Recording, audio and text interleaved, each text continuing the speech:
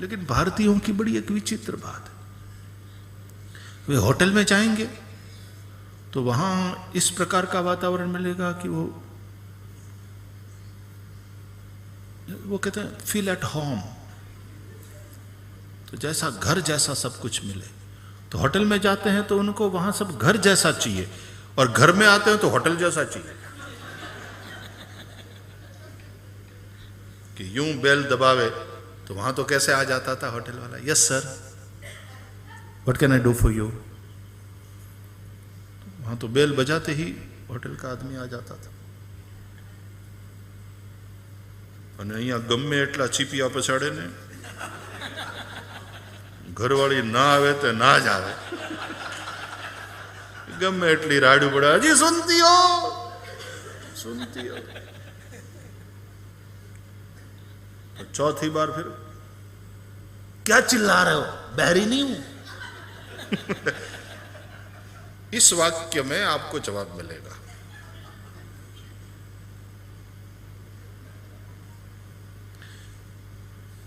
मैं भी देखो एंटरटेनमेंट की ओर, लेकिन अब दोनों बातें हैं जरा। एक आदमी बिजनेस टूर के लिए गया बाहर,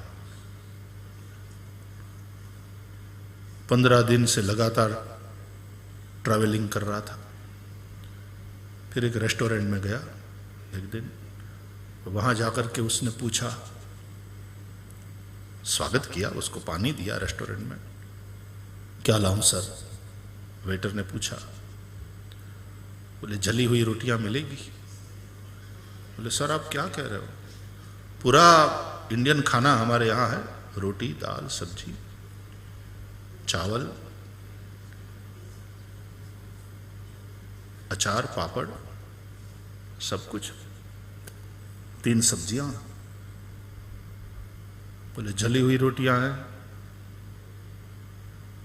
बोले सर बिल्कुल जली हुई नहीं, एकदम बल्का बढ़िया वाले गरम गरम फलके हम उतार करके खिलाते। जली हुई रोटी है, पैसा चाहे जितना चाहे ले ले, जली हुई रोटी चाहिए। बोले सर हम वैसे तो जली हुई क्यों खिलाएंगे, लेकिन मेरी डिमांड है, ये है तो बोल, नहीं तो मैं जाऊं दूसरे रेस्टोरेंट। बोले सर सर सर आपके ऑर्डर के अनुसार जैसा आप चाहो मिल जाएगा, ठीक है, रोटियां जला देंगे आपके लिए स्पेशली।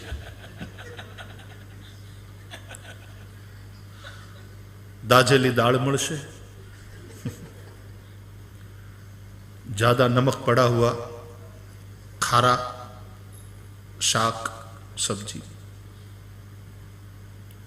कच्चे चावल, आधा जला आधा कच्चा पापड़।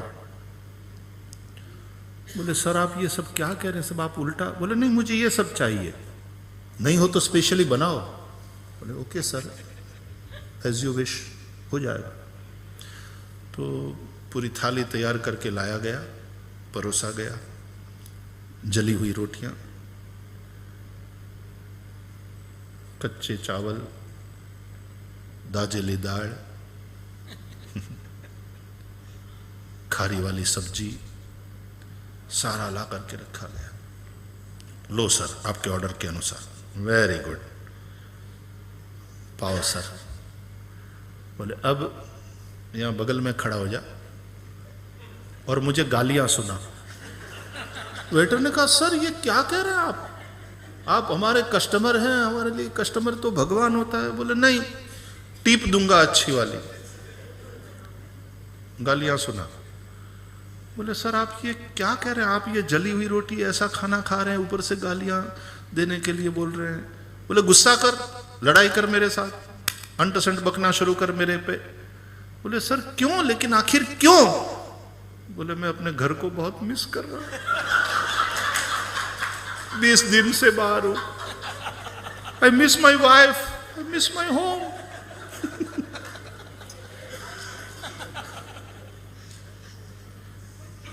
तो भारतीयों की बड़ी विचित्र बात है, वो होटल में जाए तो उसको घर वाला वातावरण चाहिए, घर में बोले होटल वाला चाहिए।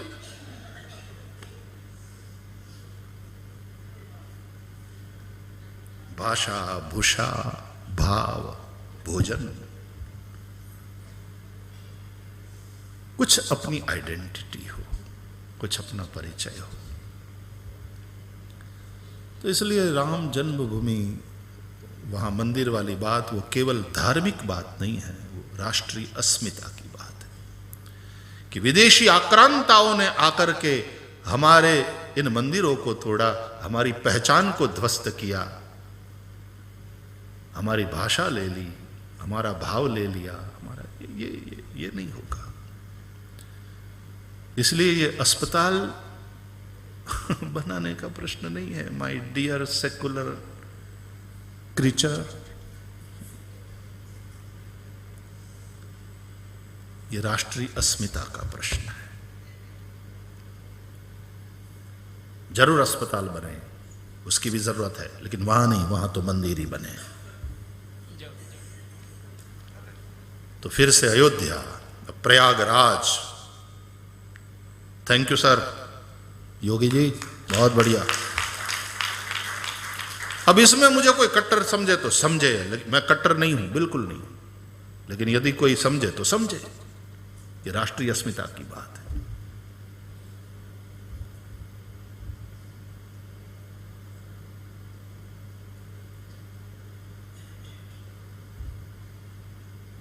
प्रयागराज। भरद्वाज जी कहां रहते हैं? फिर से भरद्वाज मुनि बसई प्रयाग, भरद्वाज मुनि बसई प्रयाग, राम पद अति अनुराग,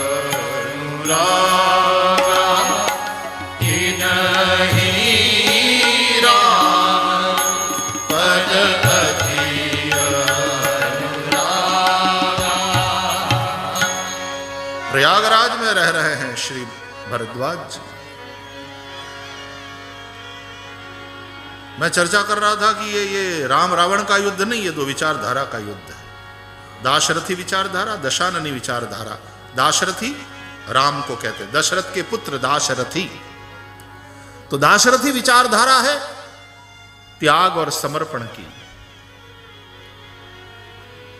और दशाननी विचारधारा है भोग और अपहरण की। ये दो विचारधाराओं का युद्ध है।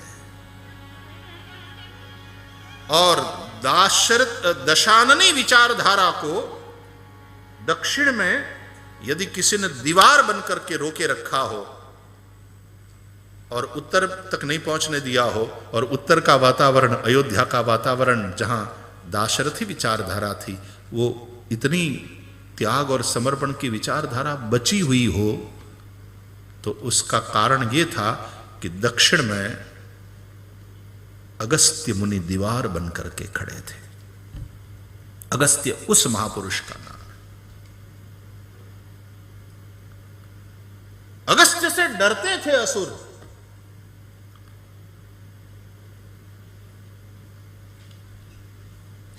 और इसलिए भगवान राम जब अगस्त्य मुनि के पास जाते हैं, कथा आएगी, तो अगस्त्य मुनि से मंत्र मांगते हैं कि ऐसा मंत्र दीजिए जिससे मैं असुरों का नाश कर सकूं।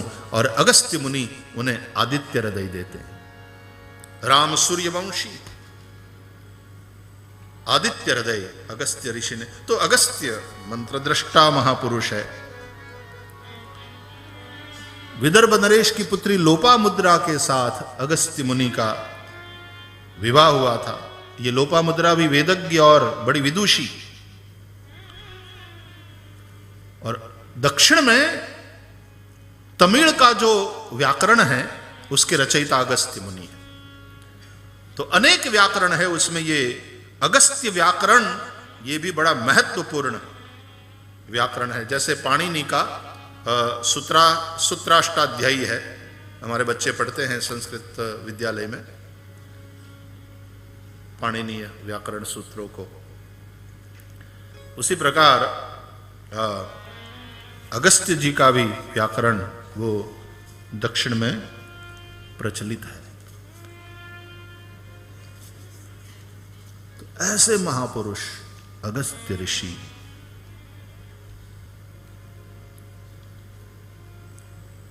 तो एक जमाना था कि लंदन में भी बाहर रख दिया जाता था पैसा वैसा, कोई छूता, वो वर्तमान पत्र वो आकर के सुबह में रख जाता था वहाँ एक टेबल पे, और वहाँ दूसरे उसमें तो पैसा उसमें डाला और पेपर, न्यूज़पेपर ले गए। आपने जान न्यूज़पेपर तो ले जाए, बोलो डब्बो ही ले जाए पैसा वाला।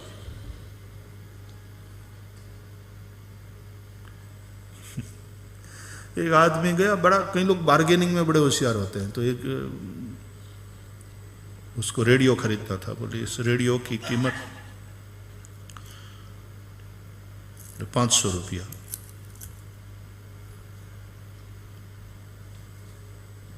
$300 में देना है, बार्गेन की। तो व्यापारी बोला कि साहब 300 तो बहुत कम, चलो 400 दे दो। तो बोले 200 दूंगा। बोले अभी तो आप 300 कह रहे थे, फिर 200 पे आ गए। बोले तूने 400 कहा ना, अब 200 में देना। तो व्यापारी ने कहा चलो सर, आपकी भी रही मेरी भी रही, 250 दे दो। बोले 125 दूंगा। बोले हद हो गई सर, अब आप 125। बोले तूने 250 कहा, मुझे तो आधे में चाहिए। तो इतनी झंझट हुई, अंत में उस व्यापारी ने कहा कि सर चलो मुफ्त में ले जाओ। बोले 2 लाओ, फिर 2 दे दो, मुफ्त में दे रहे हो तुम। ये भावना हो जहां, फिर डबल दो।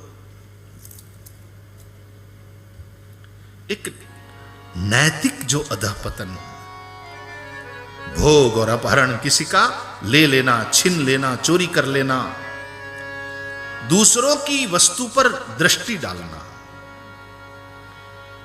जबकि उपनिषद कहते हैं मां गृधः कस्य स्वित् धनम ईशावास्यमिदं सर्वं यत्किंच जगत्याम जगत तेन त्यक्तेन भुंजीथाः मां गृधः कस्य स्वित् धनम। गृध्र दृष्टि नहीं होनी चाहिए कि किसी का छीन लूं, लूट लूं। रावण ने यही किया। रावण की विचारधारा का तात्पर्य यही है। सीता का हरण किया, सोने की लंका में रहा है, लेकिन सोने की लंका उसने नहीं बनाई, किसी की बनी बनाई थी, इसने तो लूट ली।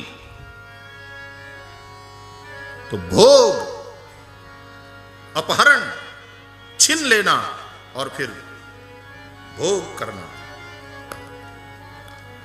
ये दशाननी विचारधारा है। और दाशरथी विचारधारा का तात्पर्य है त्याग, समर्पण।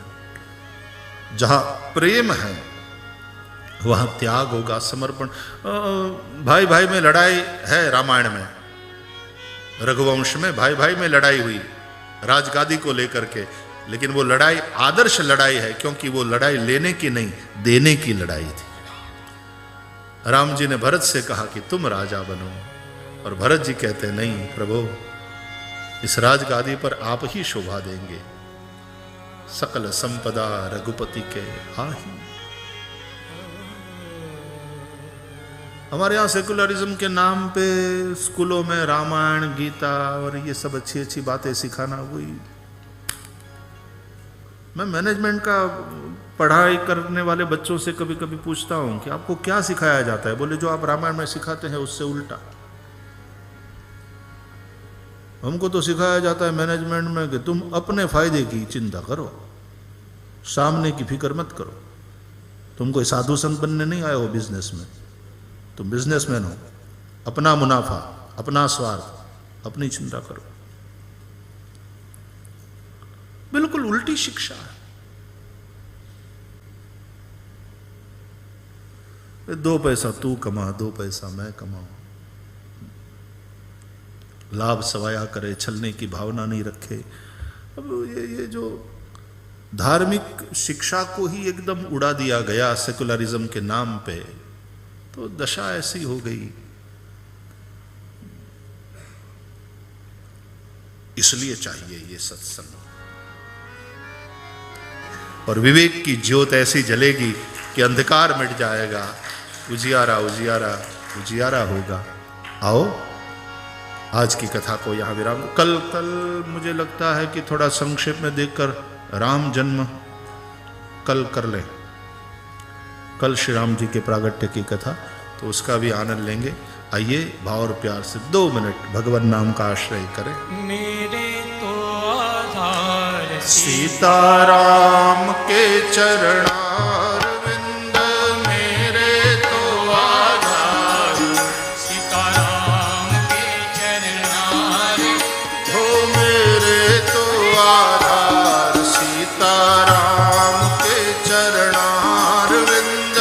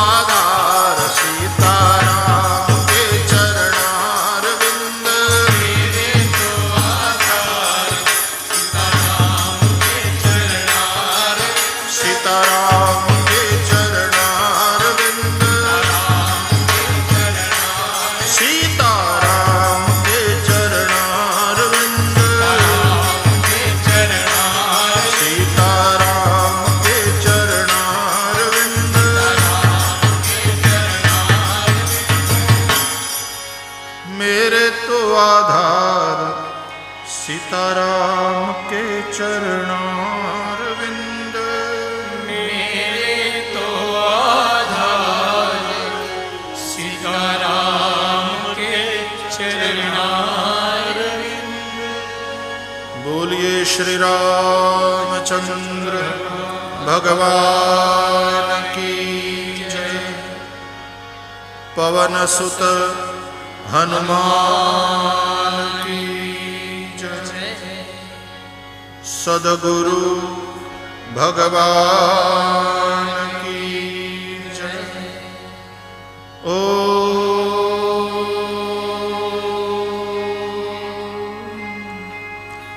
नमः पार्वती पतये हर